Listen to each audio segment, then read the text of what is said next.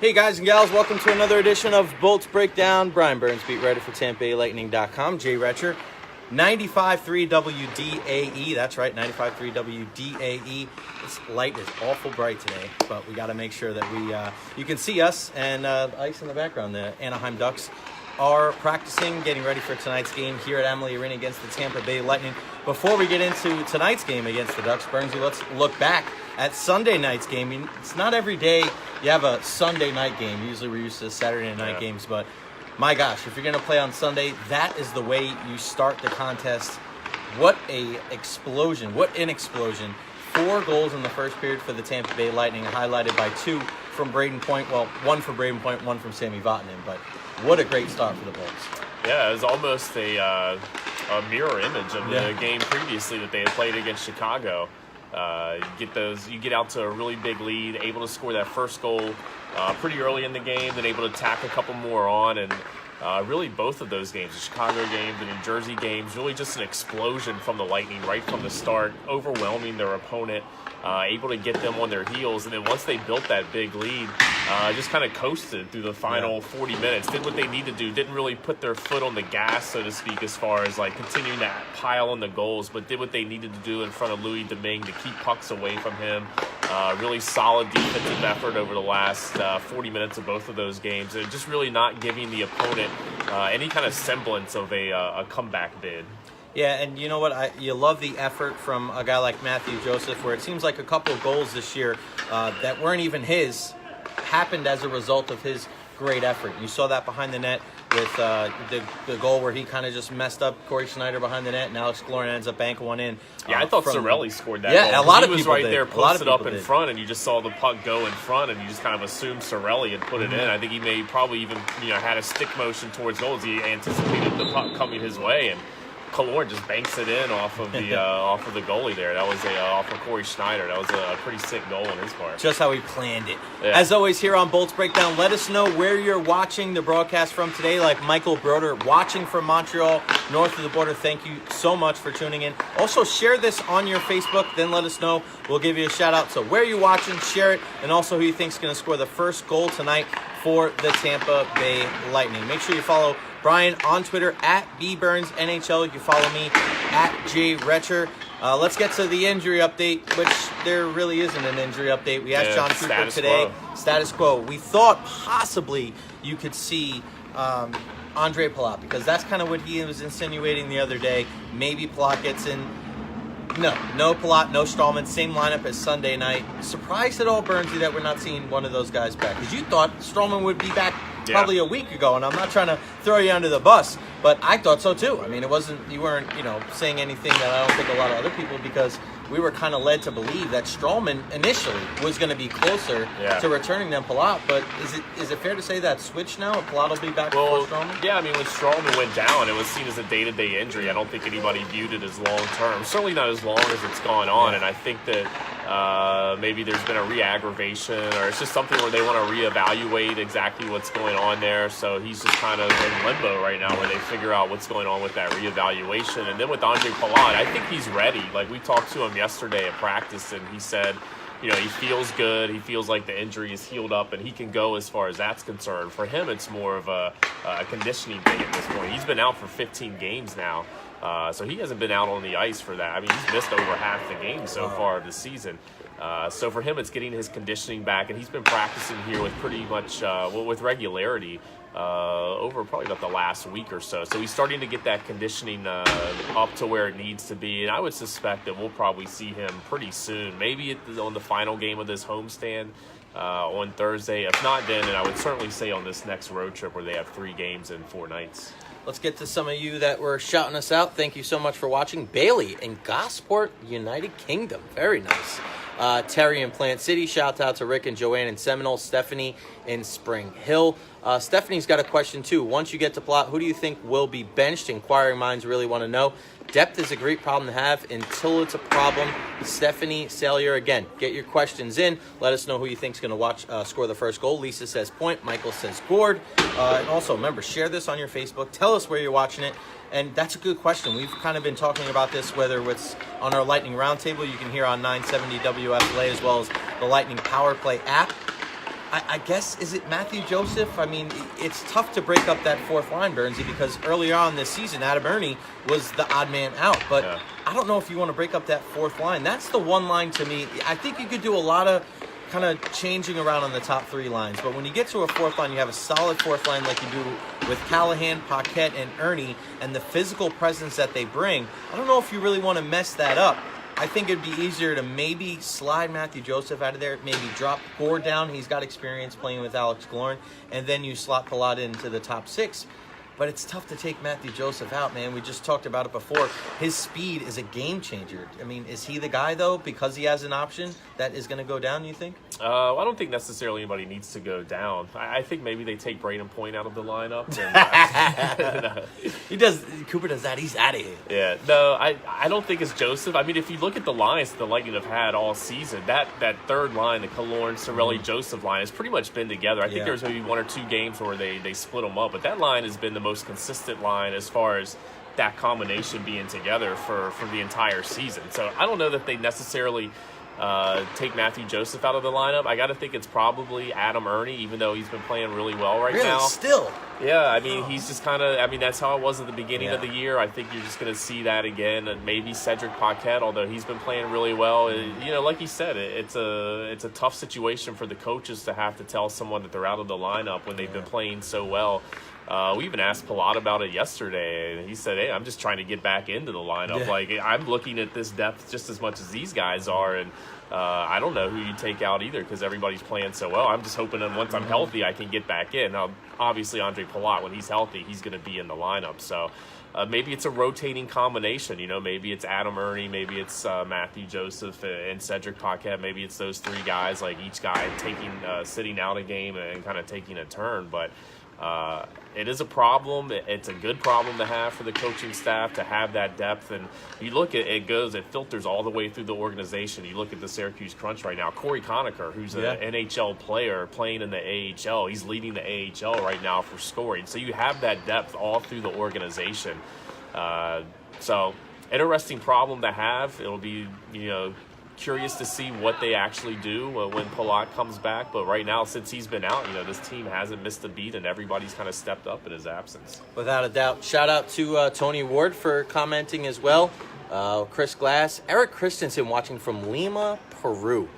Everywhere. We had a sales meeting today at iHeart, and we talked about... I thought you were going to say we had a sales meeting in Lima, Peru. Oh, no. That'd be great, though. We had a sales meeting at iHeart today, and we were talking about how great you guys are. Our viewers here on Bolts Breakdown, we really do appreciate you, and we told everybody 200,000 views last year. We're going to break that this year, Burnsy, just based on how many views we've had so far. 60 countries last year in all 50 states, so please, let's get the word out. Share this on your Facebook. Let us know, and tell us where you're watching from, because it definitely does matter. So shout out to you all the way in Peru. Chris Glass, hoping Vazzy heals up and comes back into the lineup soon, but can we talk about how strong Domingue has become in goal?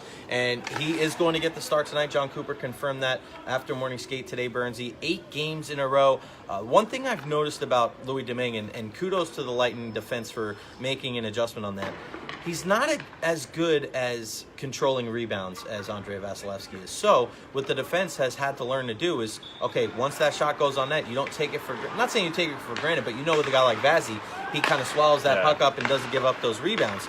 But now when you have a guy like Domingue, okay, now you just have to adjust. And I feel like, especially in the game Sunday night, they do a much better job of seeing that first shot, getting that rebound, and either clearing it out of the zone or clearing it to the boards. What kind of play have you seen from Domingue in the defense? I mean, I've been very impressed with Louis Domingue. I've really been impressed with him since he's gotten here. Yeah. I thought he's really solidified that backup goaltender role. And even going like Peter Budaj, I thought was like pretty decent in that role. I didn't think there was any... certainly there's going to be a drop-off when you go from Vasilevsky to Budaj or even Vasilevsky to Domingue, but I didn't think there was like such a noticeable drop-off when Peter Budaj was in there that you just automatically chalked it up as a loss. Same thing with Domingue. I mean, he's really been he's played in some tough situations. I was looking back at his record last year. Like, pretty much every game he played was on the road, second half of a back-to-back. I mean, he got some tough starts, and he really...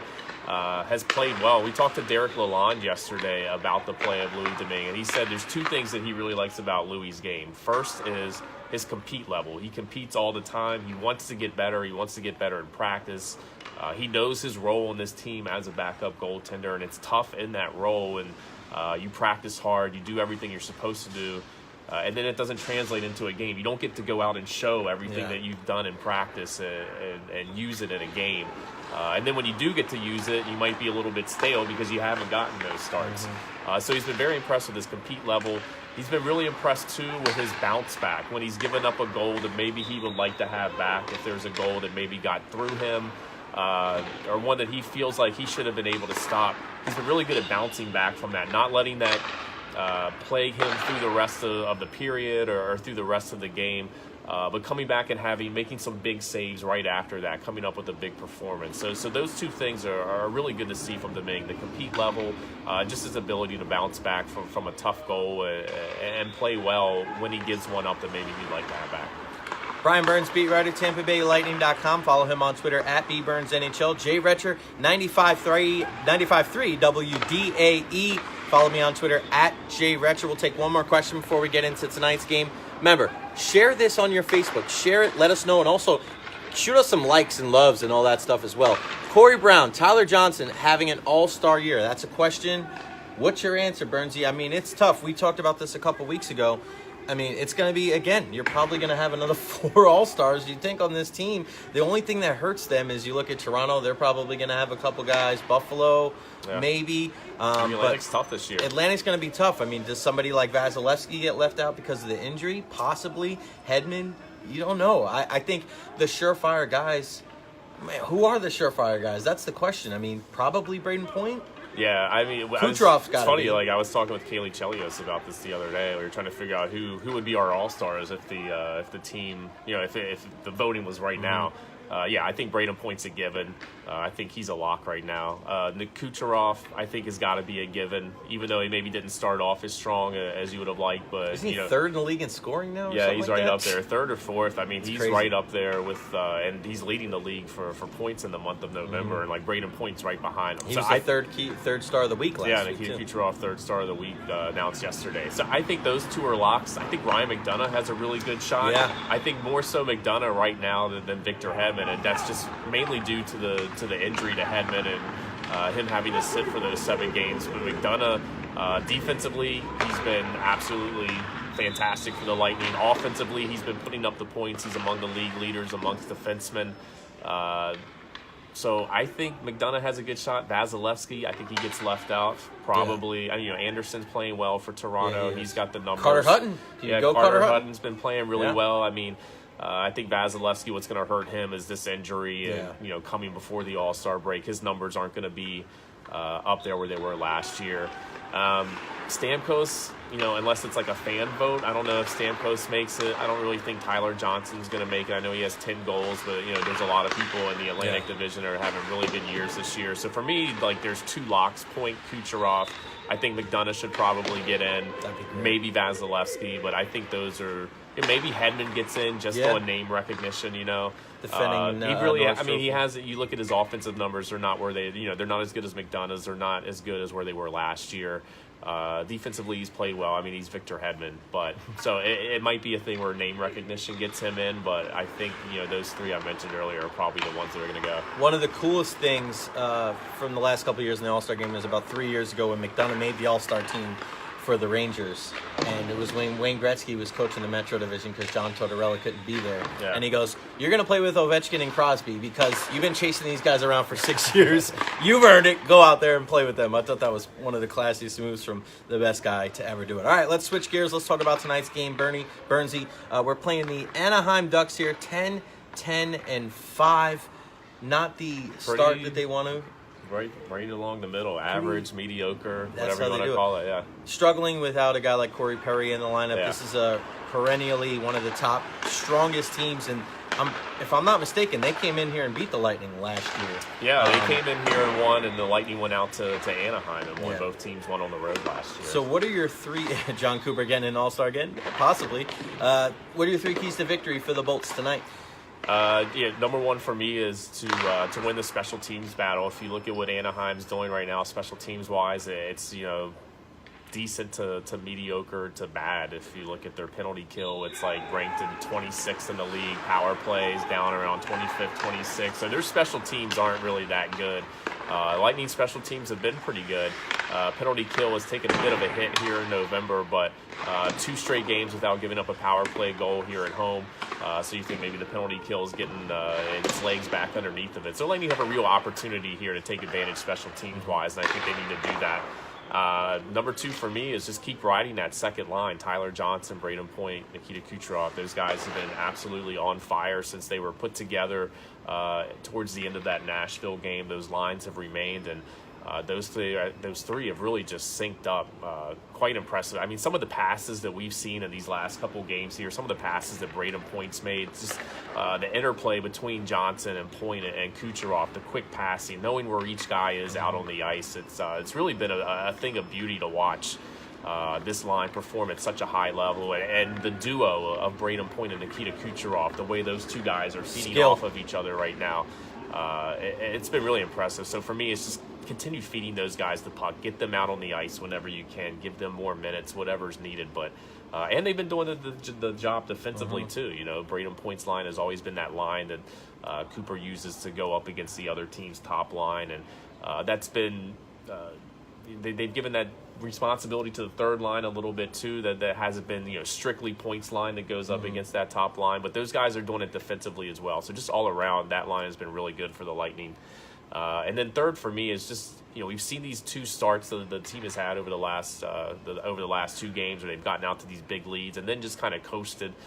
Maybe we'd like to see a little bit more of a killer instinct from the team, like once they get that 4-1, 5-1 lead, like really just hammer it home. And I know they're playing from in front. They're expecting a pushback from the other team. They're trying to just play a little bit more safe, a little bit more solid, not give up the good scoring opportunity. But you see the way the Lightning have been flying over these last couple games in the first period. Really would just like to see them sustain that through the second and third period and really just put their foot on a team, right from the start and carry that all the way through. Put their foot on the throat. That's definitely something that they can work on for sure. Ryan Getzlaf, that's my one to watch for the Anaheim Ducks with a lot of injuries that they've been dealing with this year. As I mentioned, the deal to Corey Perry. I think Getzlaf is a guy, he's still a difference maker. He's a big dude. He plays both ways. He's a guy that is just one of the best hockey players we've seen just in the last couple of years. Is a guy that's got I believe he was on the Stanley Cup team when they won it back in the day, right? I think so. I think so. I think he was a young lad. Going way back. It's going way back. I couldn't even remember what day it was today. So that's gonna be much. Nobody's saying anything about our ties yet. Look at these ties. No, we didn't coordinate with ourselves. I'm sure somebody's going to say something about it on the Lightning Roundtable. But yeah, keep an eye out for Getzlaf tonight. That big, heavy physical style sometimes gives the Lightning some issues, and also a couple of familiar faces we may see in the lineup today. Andre Schuster and Jake Dotchin, so keep an eye out for those guys. I saw Andre Schuster out there on the ice taking rushes with the team. I didn't see Dotchin. He might have been on the other side of the ice. There's Schuster right there. There's Schu right there. I wonder if he wants to come on the show. Looks like Schu and Dotchin. That's right. Yep. No, that's a lefty, isn't it? I think it's a lefty. Yeah, it's a lefty. He's with Dotch is a righty.